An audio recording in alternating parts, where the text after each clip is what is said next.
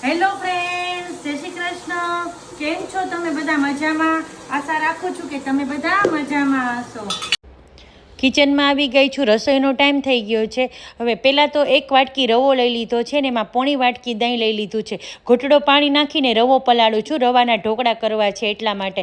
હવે આને 20 મિનિટ હું સાઈડમાં મૂકી દઉં છું જેથી રવો સરસ મજાનો ફૂલી જાય. હવે આને સાઈડમાં મૂક્યા પછી ફટાફટી આપણે કઠોળ બાફવા મૂકવું છે. આજે મેં મિક્સ કઠોળ કર્યું છે. તો મગ છે, મઠ છે અને 2 જાતના ચણા છે. તો સરસ કઠોળને ધોઈ લીધું છે ને રાત્રે પલાળી દીધું હતું. હવે કઠોળ બાફવા મૂકી દીધું છે અને બીજો મસાલો કરી લઈએ. આપણે દહીં મિરચી કરવી છે તો તીખા લઈ લીધા છે, આખા ધાણા અને જીરું એને એકદમ વાટી લીધા છે. અને અહીંયા લઈ લીધું છે 2 ચમચી દહીં. એમાં બધા બેઝિક મસાલા નાખી દીધા છે, બીજું કાંઈ જ નથી નાખ્યું ને એકદમ સરસ ચલાવી લેવાનું છે.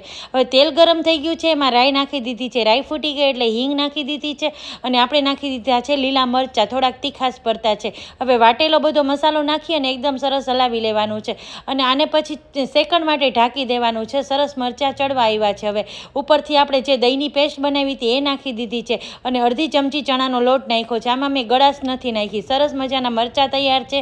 હવે જો આદુ મરચાંની પેસ્ટ કરી લીધી છે ને ટમેટાં પણ પ્યુરીમાં કરી લીધા છે. હવે રવામાં જો સરસ મજાનો આથો આવી ગયો તો થોડો ઘણો મેં તમને બતાવ્યો અને આદુ મરચાંની પેસ્ટ નાખી દીધી છે, સ્વાદ પ્રમાણે મીઠું અને થાળીને ગ્રીસ કરી લીધી છે ને મૂકી દઉં છું રવાના ઢોકળા.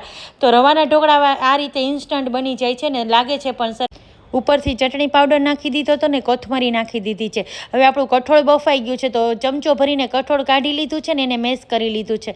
હવે પેનમાં તેલ ગરમ મૂકી દીધું હતું. તેલ ગરમ થઈ ગયું એટલે જીરું નાખી દીધું અને બધા ખડા મસાલા જેમ કે સૂકું મરચું, તમાલપત્ર અને લીમડો. હવે તેલમાં લસણની ચટણી અને આદુ મરચાંની પેસ્ટ, ટમેટો પ્યુરી નાખી દીધી છે અને હળદર નાખી દીધી છે. બેઝિક મસાલા બીજા બધા ધાણા જીરું બાકી છે એ પણ પછી નાખવું છે. હવે જો સરસ મજાની ગ્રેવી થઈ ગઈ છે, પાકી ગઈ છે અને કસૂરી મેથી અને ધાણા જીરું બાકી હતું એ પણ નાખી દીધું છે અને ગ્રેવી એકદમ સરસ પાકી ગઈ છે. તેલ છૂટું પડી ગયું છે.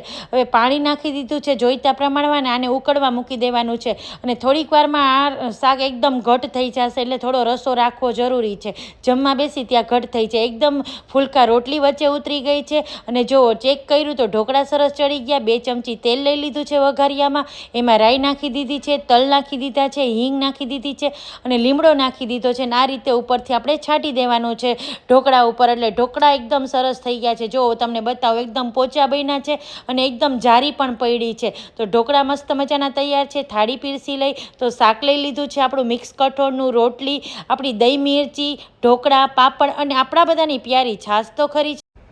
અને આજે રસોઈનું પણ થોડું લેટ થઈ ગયું છે.